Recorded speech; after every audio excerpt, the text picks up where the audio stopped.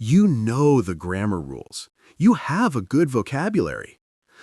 But when you speak, it feels slow. It feels stiff. It feels like you are building a wall, one brick at a time, while native speakers are using whole, pre-built sections. Why? Because you are missing the secret.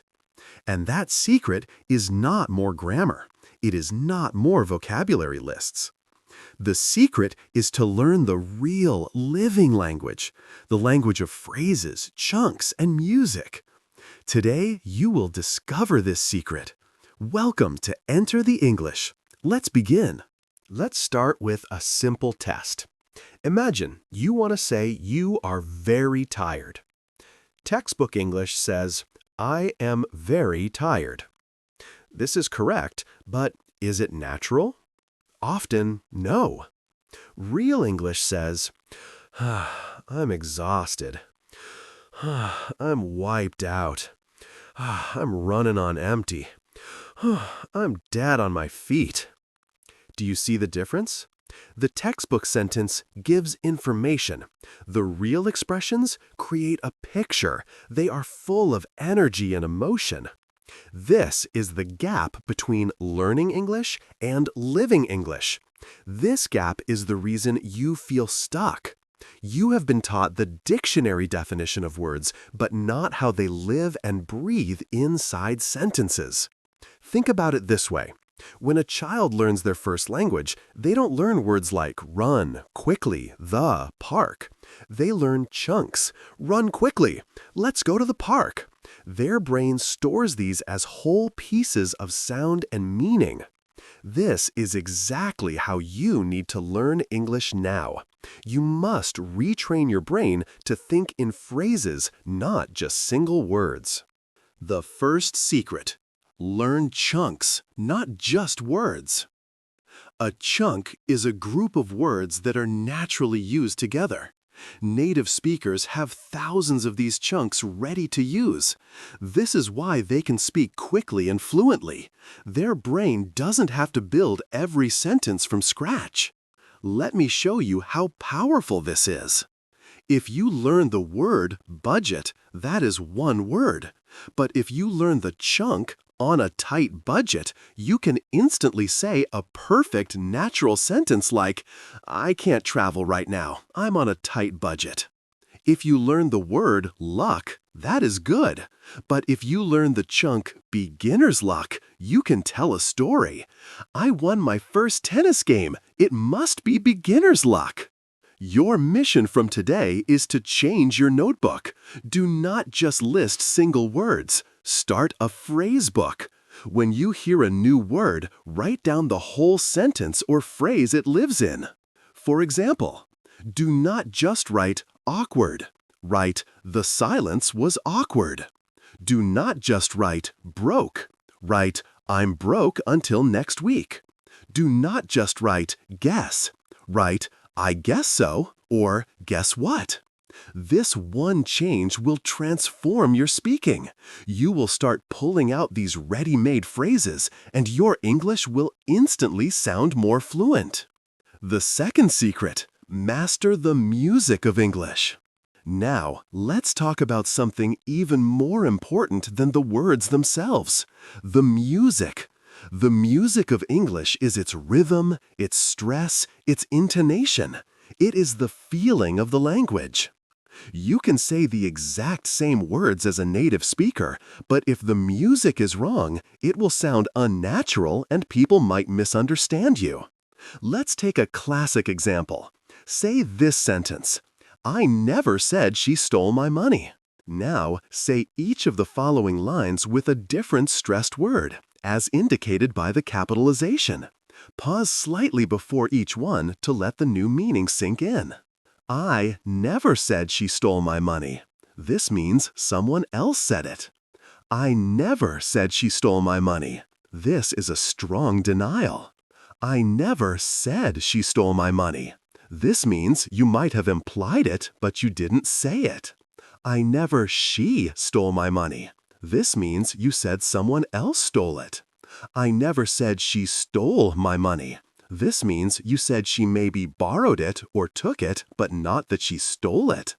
I never said she stole my money. This means you said she stole someone else's money. The words are identical. The grammar is perfect, but the music changes everything. This is why sometimes people look confused when you speak. You are using the right words, but the wrong music. So, how do you learn this music? You must become an active listener. When you watch a movie or a YouTube video, listen with 2 ears. One ear for the words and one ear for the music. Pay attention. Which word in the sentence is the strongest? Does the speaker's voice go up at the end, like in a question? Does it go down, like in a strong statement? And then you must practice the most powerful technique, shadowing. Shadowing means you are like an echo. You listen to a short sentence from a native speaker, and you immediately repeat it, trying to copy everything: the words, the speed, the rhythm, the feeling. It will feel strange at first, like you're an actor, but this is how you train your mouth muscles and your brain for the natural music of English. Let's get very practical. Let's learn some real chunks for everyday situations. We will start with the first thing you do in any conversation: greet someone.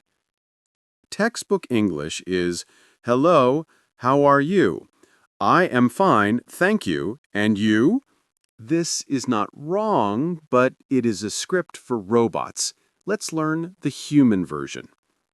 For saying hello to friends, "Hey," or "Hey there." Very common and friendly. "Hi, how's it going?" Extremely natural. "What's up?" Very casual. The answer is often "not much" or "hey." For answering "how are you," please do not always say "I'm fine." It is okay, but it can sound like you don't want to talk. Let's learn some better answers. If you feel good, "Pretty good, thanks." "Doing great, how about you?" "Can't complain." This means things are going well, no problems. If you feel okay, normal, or a little tired, "Not bad." Same old, same old. This means nothing new is happening. Everything is normal. "Just hanging in there." This means you are managing, maybe a little busy or stressed. Practice these. Choose 2 or 3 that feel comfortable for you. Say them out loud right now. "Hey there, how's it going?" "Not bad, just hanging in there." Confirming, this is real English. Real expression category 2, agreeing and disagreeing politely. This is crucial for good conversations. How do you share your opinion without sounding rude? Let's start with agreeing.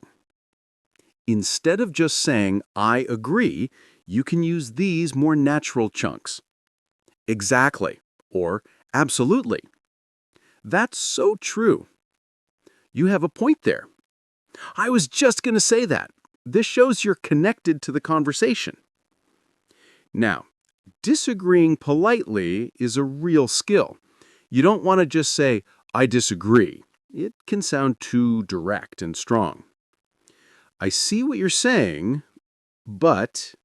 This shows you listened first. "That's a good point. However, I think..." "I'm not sure I agree with that." Much softer than "I disagreed." "Actually, I see it a little differently." See how these phrases create a bridge? They show respect for the other person's idea before you share your different opinion. This keeps the conversation friendly and open.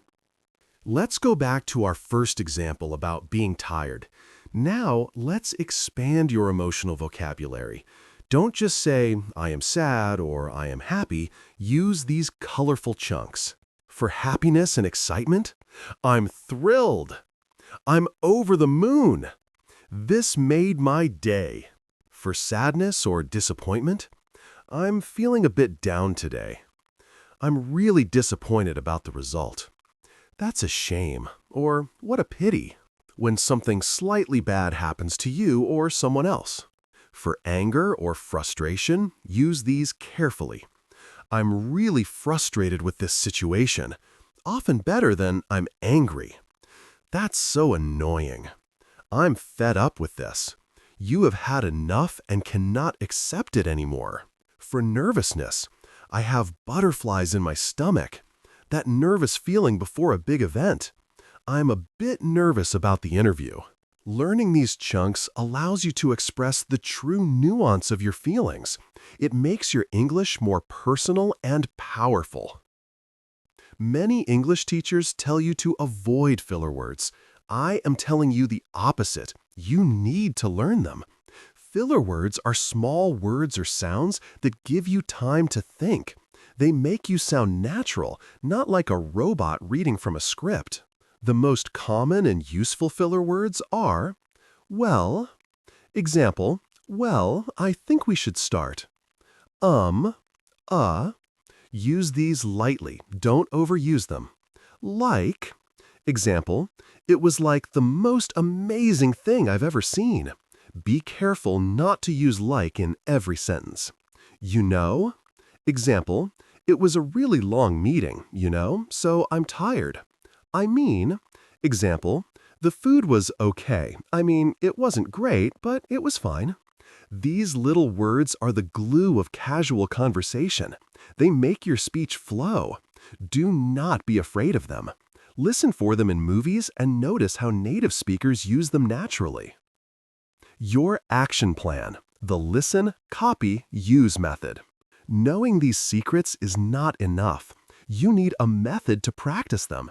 Here is a simple but powerful technique you can use every day. It is called the listen, copy, use method. Step 1. Listen. Find a short clip of natural English. It can be a 10 to 20-second scene from a TV show like Friends or a movie or a piece of a podcast. Your job is to listen to it many times. But don't just listen for words. Listen for the chunks. What phrases do they use? Listen for the music. Where is the stress? What is the rhythm? Step 2. Copy. This is the shadowing step.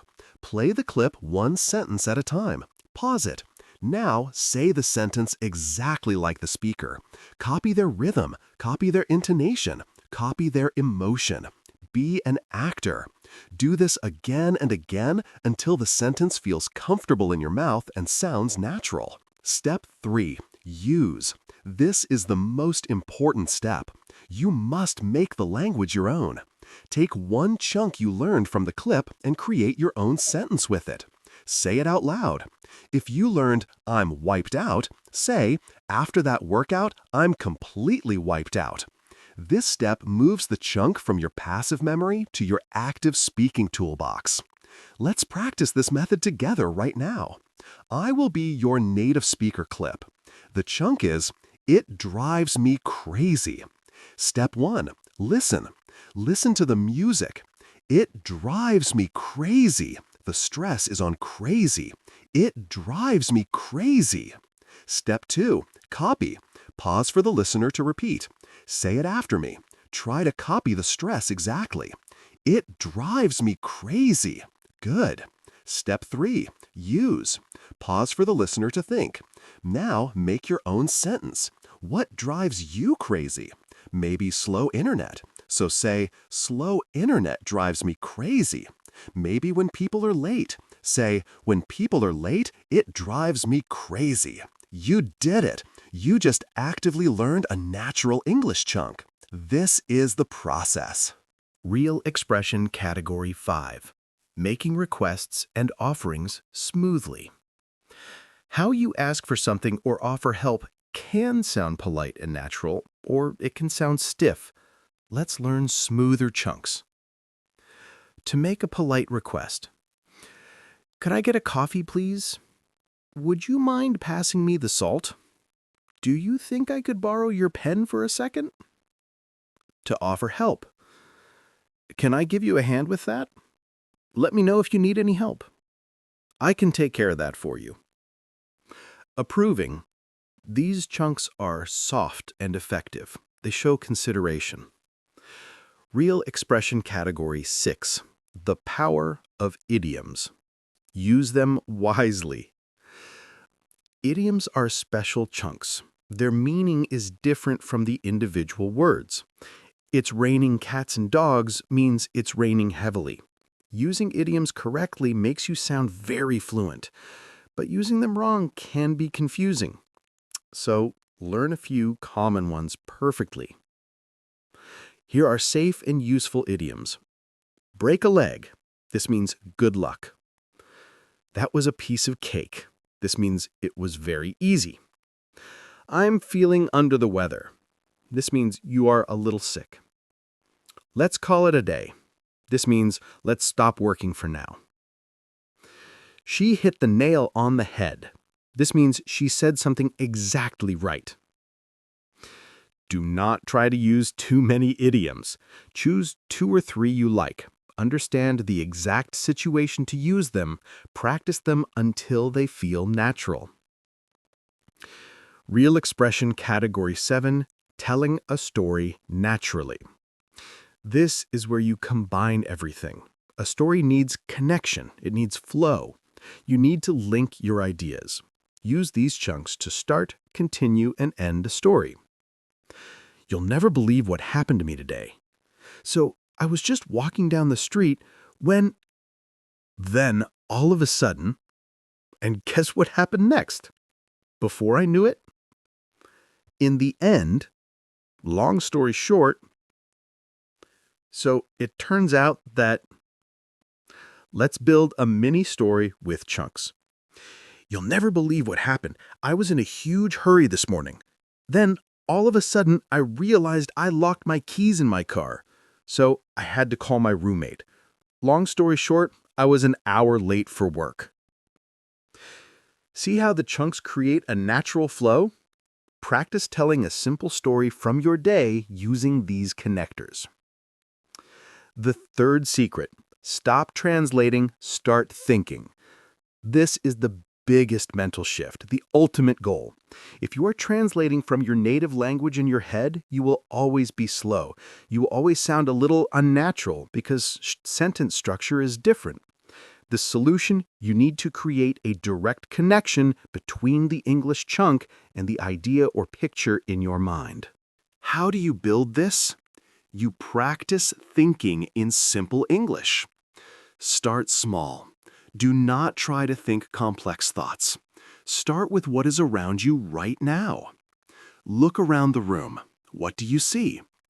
In your head, do not say the word in your language.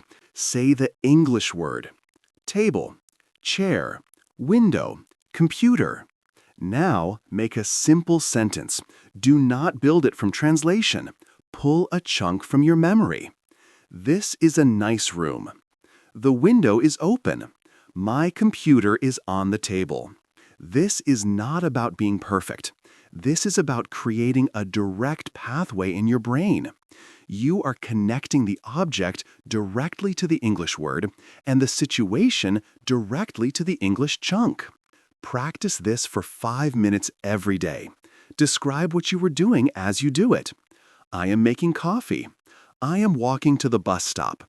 This food tastes good. It will feel strange and slow at first, but this is the exercise that will build your speed and natural flow. This is how you become a true English speaker, not a translator. The final method, the daily 15-minute fluency plan. Structured empowering. You have the secrets. You have the chunks. Now you need a simple, powerful plan to put it all together. This is a 15-minute daily routine. Minute 1 to 5. Listen and find. Listen to a short English audio, a podcast, a news clip, a song. Your goal is to find one new useful chunk. Just one. Write it in your phrase book. Minute 6 to 10. Copy and shadow. Take that one chunk and its sentence. Listen to it again. Now shadow it. Say it out loud again and again. Copy the music perfectly. Record yourself on your phone and compare. Do this for 5 minutes. Minute 11 to 15. Use and think. Now use your chunk. Create 2 new sentences with it. Say them out loud. Then close your eyes. Think those sentences. Do not see the words in your language. See the picture. Feel the meaning. Connect the English directly to the idea. 15 minutes. That is all you need. Consistency is everything. Doing this every day is better than studying for 2 hours once a week. Your path forward. You now have everything. You know that natural English is about chunks, not words. You understand the importance of music and stress. You have a collection of real expressions for daily life. You know how to start thinking directly in English. And you have a simple, powerful daily plan. The journey to fluent, natural speaking is a path. You walk it 1 chunk at a time, 1 shadowing practice at a time, 1 minute of thinking in English at a time. There is no magic. There is only method and practice. You have the method. Now the practice is in your hands. Go and speak.